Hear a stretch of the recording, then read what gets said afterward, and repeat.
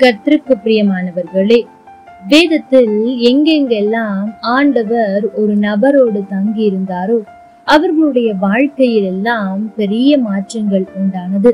தாவீதோடு ஆண்டவர் தங்கி இருந்தார், ராஜாவாய் உயர்த்தினார். அன்றைக்கு யோசேப்போடு ஆண்டவர் இருந்தார். அவ்வளவு கஷ்டத்தின் மத்தியிலும் அவனை ராஜாவுக்கு அடுத்த ஸ்தானத்தில் உயர்த்தினார். இப்படி வேதத்தில் யார் யாரோடெல்லாம் ஆண்டவர் இருந்தாரோ அவர்களோடு அவர் இருந்து செய்த காரியம் பயங்கரமாயிருந்தது. இன்றைக்கும் இந்த வார்த்தையை கேட்கிற உங்களோடு கூட ஆண்டவர் இருக்கிறாரா? உங்களுக்குள்ளாய் ஆண்டவர் தங்கி இருக்கிறாரா என்பதை சிந்தித்து பார்க்க வேண்டிய நேரம். ஆண்டவர் யாரோடு தங்குவார், எப்படிப்பட்ட இடத்தில் அவரால் இருக்க முடியும் என்பதை தியானித்து நாம் அப்படி இருக்கிறோமா என்பதை சிந்தித்து பார்த்து நம்மை நாமே ஒப்பு கொடுக்க போகிறோம்.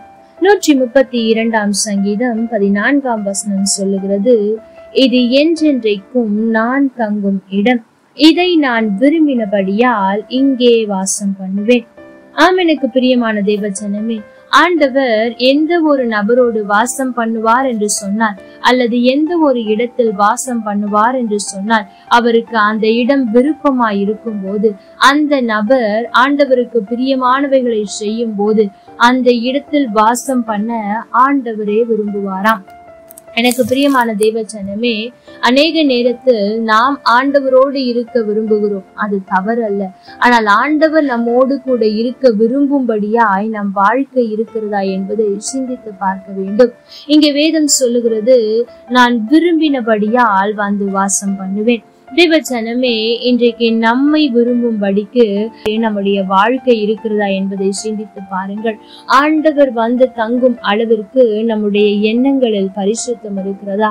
நம்முடைய வாழ்க்கையில் பரிசுத்தம் இருக்கிறதா? அல்லது நாம் மற்றவர்களை குறித்து தவறாக பேசி கொண்டிருக்கிறோமா என்பதை சிந்தித்து பார்க்க வேண்டிய நேரம் இது.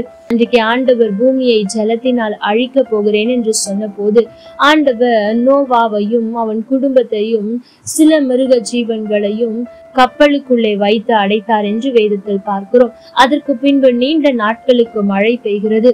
அந்த மழை நின்று போனதா, தண்ணீர் வற்றி போனதா என்பதை பார்க்கும்படிக்கு நோவா ஒரு புறாவை அனுப்புகிறார். வேதம் சொல்லுகிறது, அங்கே செத்த பிரேதங்கள் இருந்தபடியினாலும் அங்கே அசுத்தங்கள் நிறைந்திருந்தபடியினாலும் அந்த புறாவிற்கு கால் வைக்க இடம் இல்லாததினால் திரும்ப வந்தது என்று வேதத்தில் பார்க்கிறோம். ஆமெனுக்கு பிரியமான தேவ ஜனமே, அது அசுத்தத்தை பார்த்து அங்கே இருக்கவில்லை, அதால் அங்கு தங்க முடியவில்லை. அது திரும்ப மீண்டும் நோவாவின் இடத்திலே வந்துவிட்டது. ஆமெனுக்கு பிரியமான தேவ ஜனமே, ஒரு சாதாரண புறாவிற்கே அசுத்தத்திற்கு நடுவில் வாசம் பண்ண முடியாது என்று சொன்னார், அசுத்தத்தின் நடுவில் சிறிது நேரம் கூட இருக்க முடியாது என்று சொன்னார். பரிசுத்தத்திலே வாழ்ந்து கொண்டிருக்கிற ஆண்டவராகிய இயேசு கிறிஸ்து நம்முடைய வாழ்க்கை அசுத்தமாய் இருந்தால் எப்படி இருப்பார் என்பதை சிந்தித்து பாருங்கள். எனக்கு பிரியமான தேவ ஜனமே, இன்றைக்கும் அவர் தங்குகிற ஸ்தலமாய் என் ஸ்தலம் மாற வேண்டும் என்று ஜெபியுங்கள். ஆண்டவரே, நீர் விரும்புகிற மனுஷியாய், நீர் விரும்புகிற மனுஷனாய் நான் மாற வேண்டும். என் கண்களில், என்னுடைய இருதயத்தில், என்னுடைய செய்கையில், நடத்தையில் என்று எல்லாவற்றிலும் பரிசுத்தத்தை காத்துக்கொள்ள எனக்கு உதவி செய்யும் என்று நீங்கள் ஜெபித்து பாருங்கள். நிச்சயம் ஆண்டவர் உங்களுடைய வாழ்க்கையை மாற்றுவார்.